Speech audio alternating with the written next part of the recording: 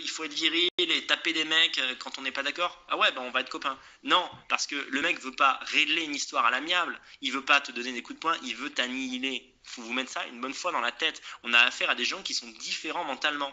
Vous comprenez? Et ça, quand on a une grille de lecture et une conscience raciale, on le sait en profondeur. Cette position viriliste, en plus, ce qui me débecte, c'est qu'elle est faussement audacieuse. En fait, c'est de la pause.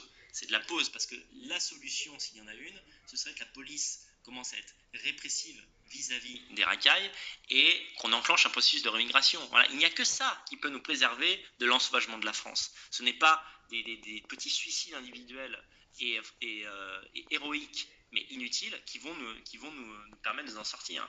Je vais vous dire une autre chose. Encore une anecdote qui est liée à l'activité professionnelle de ma femme.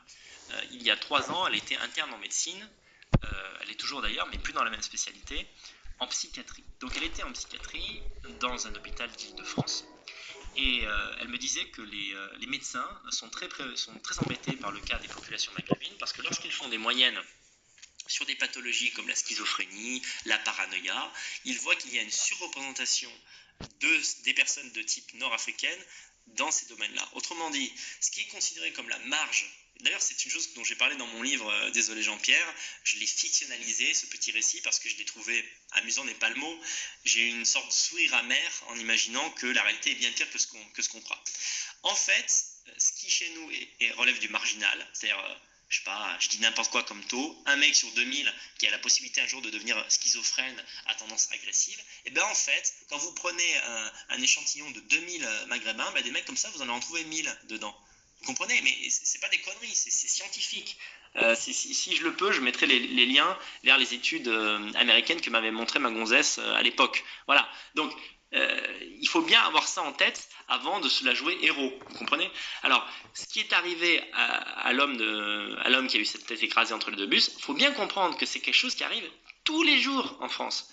Simplement là, la différence, c'est qu'on en a eu la preuve en images. Et cet exemple me permet de développer ma thèse en vidéo. Mais sinon, des réactions comme ça, en fait, souvent, quand il y a des blancs qui se font tuer, c'est souvent des morts cons comme ça. Voilà. On parle de types quand même qui fracassent le crâne et le corps de chat contre des murs en se filmant en vidéo, en rigolant. Ça fait le tour d'internet. Hein, ça, c'est des mecs, c'est des Arabes de Marseille, de Toulon qui font ça. Hein. On parle de types qui, lorsqu'ils décident de passer à l'acte et ils font des actes terroristes, prennent un camion de je sais pas combien de tonnes et roulent sur des familles. Ils visent les familles et les bébés blancs, ils leur roulent dessus. Tu vois? Parce qu'il y a attentat et attentat. Là, c'est vraiment le pire du pire. On a des gens qui, dans la petite délinquance, je dis petite avec des guillemets, peuvent brûler vivantes des femmes qui considèrent dans leur quartier. Ça se passe en France. Hein. Je ne vous parle pas de l'Algérie ou de l'Arabie Saoudite. Ce sont des choses qui ont lieu en France. Des nanas qui se font brûler à 80% parce qu'elles sont considérées comme les nanas de petite vertu du quartier. D'ailleurs,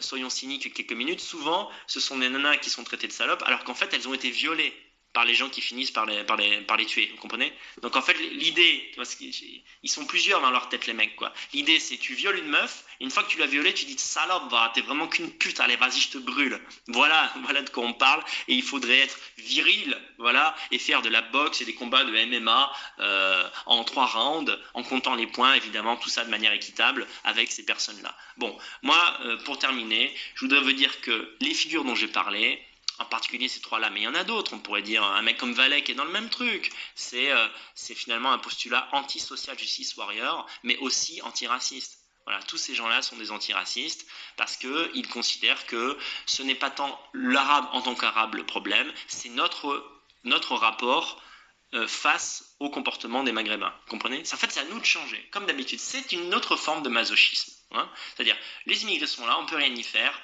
Maintenant, on vous propose, nous les dissidents, un autre vivre ensemble qui est en gros de devenir aussi sauvage qu'eux pour essayer de lutter contre eux au quotidien. Sauf que c'est pas possible et qu'en plus c'est pas souhaitable. Alors, ce que je n'aime pas chez ces gens-là, et ce sera la conclusion, c'est l'idée de se faire passer pour un courageux quand on n'en est pas un. De jouer à l'icône